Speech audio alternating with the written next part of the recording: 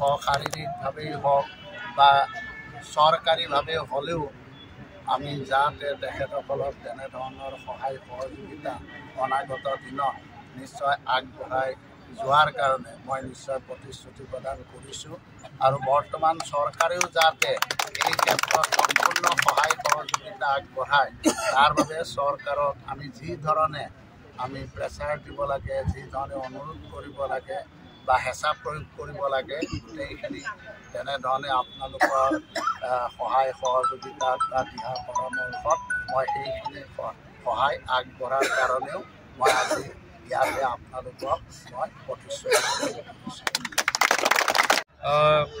United Bodo পিপল federation central কনফাৰেন্সৰ কাৰণে আমি আজি প্ৰথম কনফাৰেন্সৰ যিটো লাইভ সূতা ফুটা এইটো আমি আজি আৰম্ভ কৰিলোঁ আৰু আমি অতিথি হিচাপে মাতি আনিছিলোঁ আমাৰ ইয়াৰে লোকেল বিধায়ক ৰমেন্দ্ৰ নাৰায়ণ কলিতাদেৱ। তেখেতে ইতিমধ্যে আহি আমাক লাইভ সূতা উন্মোচন কৰি গ'ল। আমি ইউনাইটেড বড়ো পিপল ফেডাৰেশ্যনে এইটো জেনেৰেল কনফাৰেন্স এইটো আমি দুদিনীয়া কাৰ্যসূচীত আমি কৰিব গৈ আছোঁ। 1 আৰু 2 ফেব্ৰুৱাৰীত আমাৰ অনুষ্ঠিত হ'ব। 1 ফেব্ৰুৱাৰীত 2 ফেব্ৰুৱাৰীটো আমাৰ অপেন ছেশ্যন। এই অপেন ছেশ্যনটো আমি খুব ধামধুমেৰে আমি পাতিবলৈ আৰম্ভ কৰিছোঁ। অসমৰ বিভিন্ন জেগাৰ পৰা আমি অতিথি ইতিমধ্যে আমি আমন্ত্ৰণ কৰিছোঁ। অসমৰ বাহিৰৰ নাগালেণ্ড, নেপাল আৰু ইফালে শ্বিলং, অৰুণাচল বা বেলেগ কাণ্ট্ৰি, নেপাল নিচিনা ভূটান আমি ইণ্টাৰনেশ্যনেল গেষ্টটো আমি মাতিছোঁ। ইতিমধ্যে আমাৰ কেইজনমান গেষ্টৰ কনচেণ্ট পাইছোঁ আৰু অসমৰ আমি কেইজনমান ভাল ভাল ব্যক্তিক আমি মাতিছোঁ। গোটেই সংগঠন অৰ্গেনাইজেশ্যন নন পলিটিকেল অৰ্গেনাইজেশ্যনৰ সকলো প্ৰেছিডেণ্ট ছেক্ৰেটাৰী আৰু সকলোকো আমি মাতিছোঁ। বড়ো সাহিত্য সভাৰ পৰা ধৰি পেলাই সকলো বাথু মহাসভা, ব্ৰহ্মসভা সকলো দিশৰ সকলো প্ৰেছিডেণ্ট আৰু ছেক্ৰেটাৰীক আমি মাতিছোঁ আৰু লগতে অতিথি হিচাপে আমি অসমৰ চিফ মিনিষ্টাৰৰ ওচৰত ডাঙৰীয়াৰ ওচৰতো আমি গৈছোঁ। ৰণোজ পেগু ডাঙৰীয়াৰ ওচৰতো আমি গৈছোঁ। বিশ্বজিৎ দৈমাৰী স্পীকাৰ তেখেতৰ ওচৰতো আমি গৈছোঁ। অতুল বৰা ডাঙৰীয়াৰ ওচৰতো আমি যাম।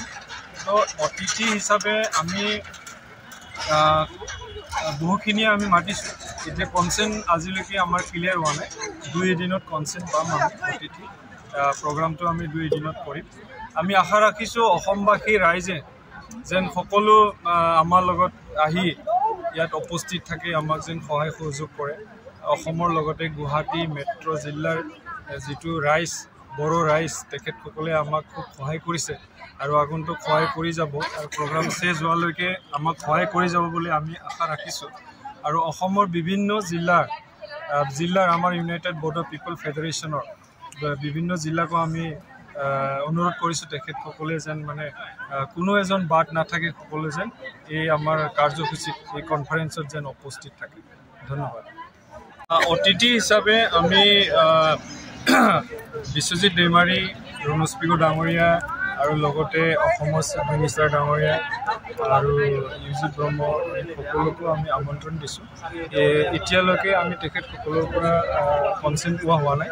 নিশ্চয় তেখেতসকলে দিব 2 এদিনত কনচেণ্ট। তো আমি এইটোৰে আশা ৰাখিছোঁ।